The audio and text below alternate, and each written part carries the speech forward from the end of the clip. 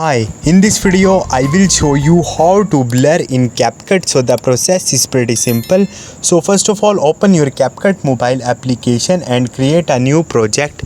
Once you will create a new project, you will see your timeline like this.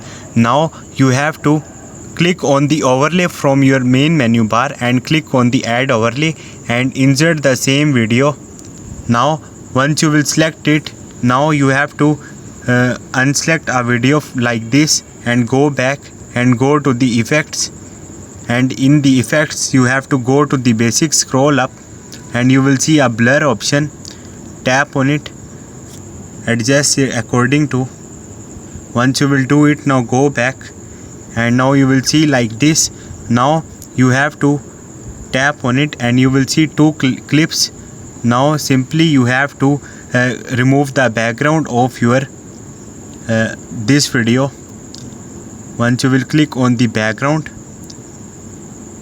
you will see a blur effect on your video. So in this way you can blur a video on the Capcut. Hope this video will helpful for you. See you next time. Thank you.